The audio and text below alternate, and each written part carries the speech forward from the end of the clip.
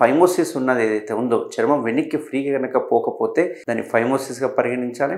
ఈ ఫైమోసిస్కి ఎటువంటి మందులు కానీ ఫైమోసిస్కి ఏదో రింగ్స్ అంటుంటారు, అవి ఏవి వర్కౌట్ కావవు. సో దీనికి ఖచ్చితంగా ఆపరేషన్ చేయించుకోవాలి, ఏది పర్మనెంట్ సొల్యూషన్ కావాలనుకుంటే కనుక. సో ఆపరేషన్ ఏం చేయించుకోవాలి అంటే యూజువల్గా అందరూ బయట చేసే సర్జరీస్ ఏవైతే ఉన్నాయో దాన్ని ఓపెన్ సర్కంసిషన్ అంటే కన్వెన్షనల్ మెథడ్ అంటాం అన్నట్టు.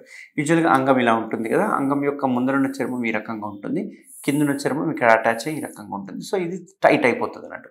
ఇది టైట్ అయిపోవడం వల్ల వాళ్ళకి వెనక్కి రాదు, చర్మం ఎంత లాగినా వెనక్కి రాదు. సో ఇప్పుడు ఈ అంగం యొక్క ముందల హెడ్ భాగం ఏదైతే ఉందో ఈ హెడ్ భాగాన్ని మనం గ్లాన్స్ అంటాం అన్నట్టు.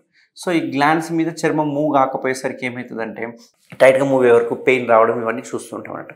సో మనం యూజువల్గా ఏం చేస్తామంటే ఇక్కడ వరకు చర్మాన్ని తీసేస్తాం, ఎందుకంటే ఇదంతా టైట్ ఉంది. ఈ టైట్ అయిపోయిన చర్మాన్ని మొత్తం మనం ఈ రకంగా తీసేసేస్తాం.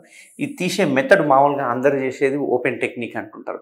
బట్ మనం చేసే ట్రీట్మెంట్ రేంజ్ హాస్పిటల్లో చేసే లేటెస్ట్ సర్జరీ ఏంటి అంటే కేఎస్ఆర్ స్టేప్లర్ సర్కంసిషన్ సర్జరీ.